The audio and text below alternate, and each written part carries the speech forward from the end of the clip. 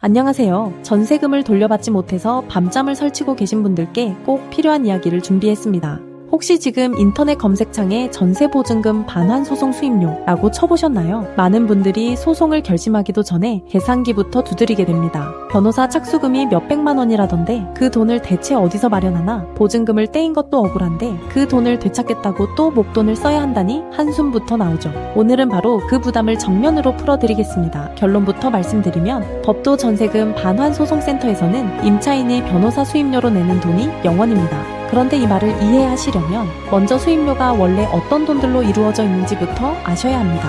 일반적으로 전세보증금 반환 소송을 변호사에게 맡기면 이런 비용들이 붙습니다. 사건을 맡길 때 먼저 내는 착수금이 있습니다. 보통 300만 원에서 550만 원 정도입니다. 여기에 승소하면 추가로 내는 성공보수가 있고요. 내용 증명이나 임차권 등기 명령, 판결 뒤 강제집행처럼 단계가 넘어갈 때마다 붙는 비용도 있습니다. 그리고 법원에 내는 인지대와 송달료 같은 실비까지 더해집니다. 이렇게 겹겹이 쌓여 있으니 검색창에 수임료를 치는 손이 무거울 수밖에 없습니다. 그렇다면 법도는 어떻게 임차인 수임료를 0원으로 할 수 있을까요? 핵심은 누가 최종적으로 비용을 부담하느냐에 있습니다. 전세보증금 반환 소송은 임대차 계약서와 법이라는 아주 명확한 근거가 있는 사건입니다. 계약 기간이 끝났는데도 보증금을 돌려주지 않은 임대인은 계약을 어긴 쪽입니다. 그래서 재판에서 임차인이 이기면 패소한 임대인이 소송 비용을 부담하게 됩니다.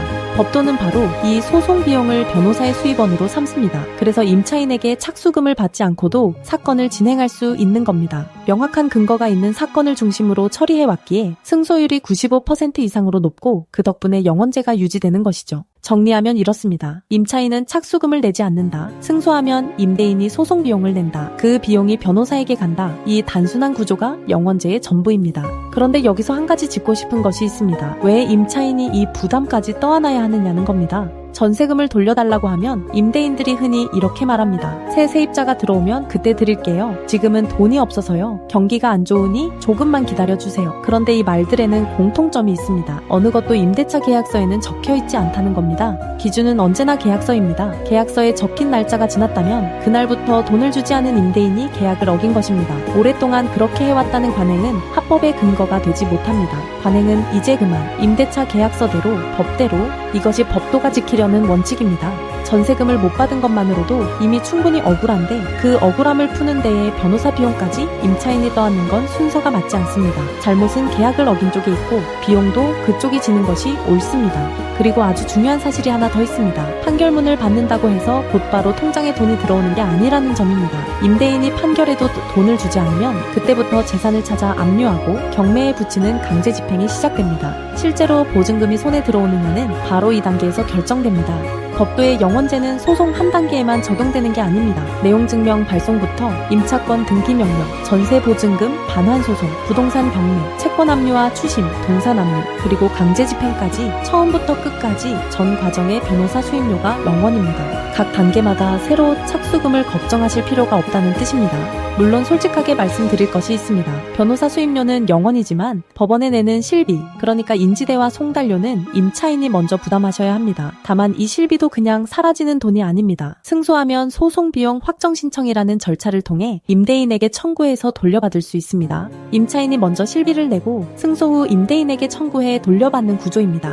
기간도 궁금하실 텐데요. 사건마다 다르지만 소장을 접수하고 판결까지 대략 넉 달에서 6달 정도 걸립니다. 그리고 이자도 청구할 수 있습니다. 계약이 끝났는데도 보증금을 돌려주지 않으면 소송 전에는 민법상 연 5%, 소송을 접수한 뒤부터는 소송촉진특례법에 따라 연 12%의 지연이자를 청구할 수 있습니다. 혹시 전세보증금 반환보증보험에 가입되어 있다면 허그나 SGI 같은 보증기관을 통해 먼저 보증금을 받을 수 있는지 확인해 보시는 것도 좋습니다. 여기서 한 가지 투명하게 말씀드리겠습니다. 임대인의 재산 상태가 좋지 않은 어떤 경우에는 1심 판결 후에 후불로 150만 원의 비용이 발생할 수 있습니다. 그런 경우가 아니라면 이 후불 비용은 발생하지 않습니다.